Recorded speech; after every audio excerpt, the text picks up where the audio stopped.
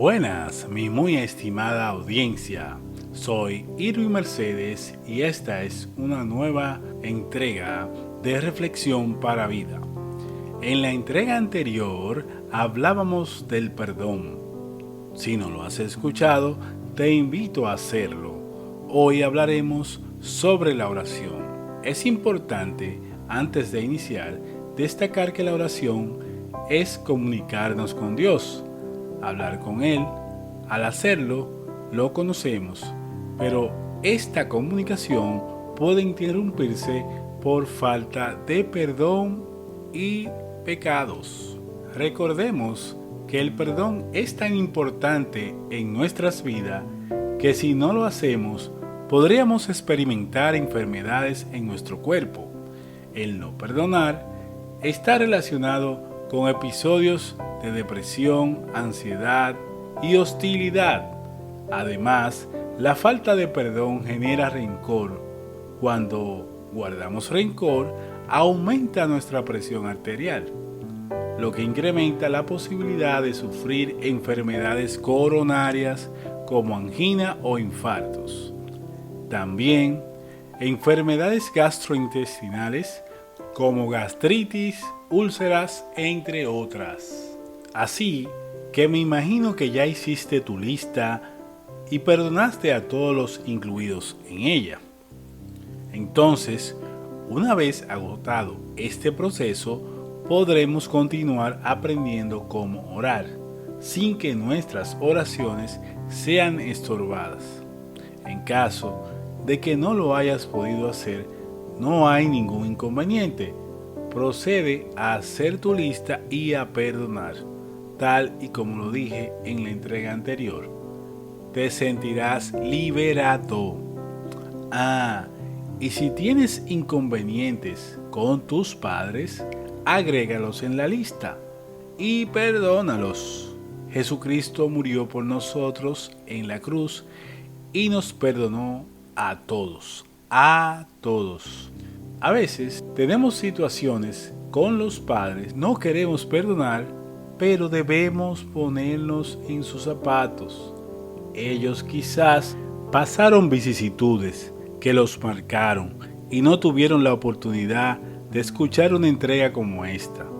Y tal vez por eso son como son. Cuando uno cambia primero y el otro percibe el cambio, entonces se inquietará y te preguntará qué te pasó. Es en este momento que debes dar tu testimonio de cómo lo hiciste. Y por medio de tu testimonio, él podría iniciar su proceso de cambio. Es importante resaltar que cuando tenemos bloqueada la comunicación con nuestros padres, en esta misma medida se nos hace difícil entender el amor de Dios y de su Hijo Jesucristo. Por eso te recomiendo, si tienes algún pendiente con tus padres, perdónalo. Ahora bien, entrando en materia, ¿cómo debo pedir en oración? Escuchemos qué dice la Biblia en Santiago capítulo 4, versículo 3 de la Nueva Versión Internacional, donde Dios nos dice: y cuando piden, no reciben porque piden con malas intenciones, para satisfacer sus propias pasiones. Fin del versículo. ¿Recuerdan la entrega de la obediencia, donde citamos el momento cuando Jesucristo oró al Padre y usó la palabra clave? Pero que no sea lo que quiero yo, sino lo que quieres tú. Esta es la clave.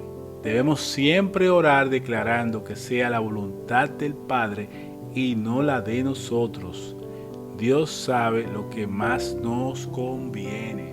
Otro secreto está en Santiago capítulo 5 versículo 16 de la Nueva Versión Internacional, donde Dios nos dice: por eso confiesen unos a otros sus pecados y oren unos por otros para que sean sanados. La oración del justo es poderosa y eficaz. Fin del versículo. En ambos versículos, Dios nos indica primero confesar nuestros pecados. Segundo, orar unos por otros. Orar unos por otros implica que debo orar por mis enemigos.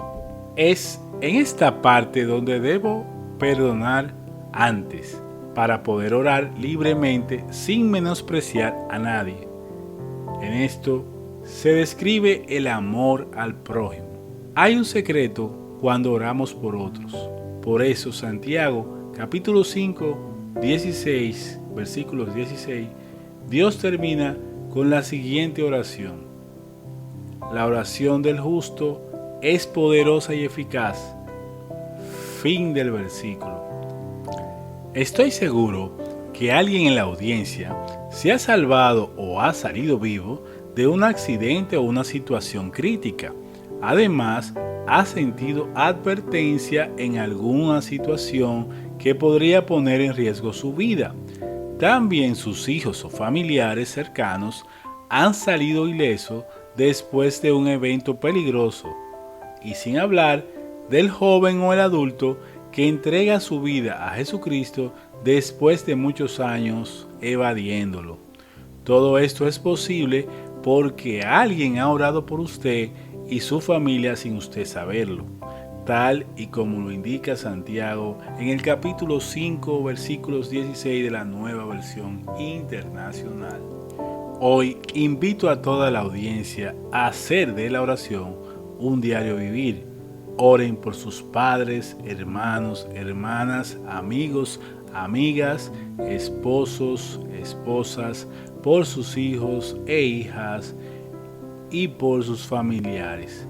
Oren constantemente, no dejen de orar, especialmente por los enfermos, porque Dios nos muestra el propósito en nuestras vidas a través de Jesucristo, y que cuando Jesucristo venga, estemos preparados. Ahora bien, ¿dónde debo orar? Escuchemos qué dice Mateo, capítulo 6, versículos del 5 al 6, en la Nueva Versión Internacional, donde Dios nos dice: cuando oren, no sean como los hipócritas, porque a ellos les encanta orar de pie en las sinagogas y en las esquinas de las plazas, para que la gente los vea. Les aseguro que ya han obtenido toda su recompensa. Pero tú, cuando te pongas a orar, entra en tu cuarto, cierra la puerta y ora a tu Padre que está en lo secreto. Así tu Padre, que ve lo que se hace en secreto, te recompensará. Fin del versículo. En este versículo, Dios nos indica que debemos preparar un espacio en secreto para orar, conversar con Dios, exponerles nuestras situaciones para que nos dé la sabiduría y resolvamos con su ayuda cada una de ellas. En adición, en Mateo capítulo 18, versículos del 19 al 20 de la Nueva Versión Internacional, Jesucristo nos dice: además les digo que si dos de ustedes en la tierra se ponen de acuerdo sobre cualquier cosa que pidan, les será concedida por mi Padre que está en el cielo.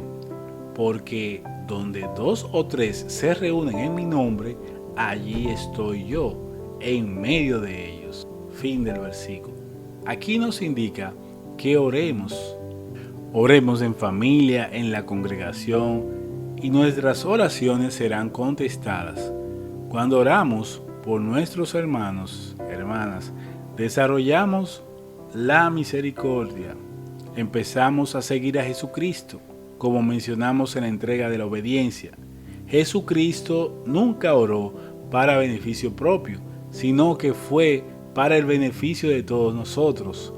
Sanó, resucitó y liberó a muchas personas.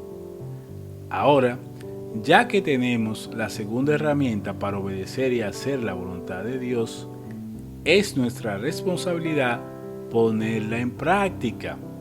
De esta forma, podremos imitar a Jesucristo.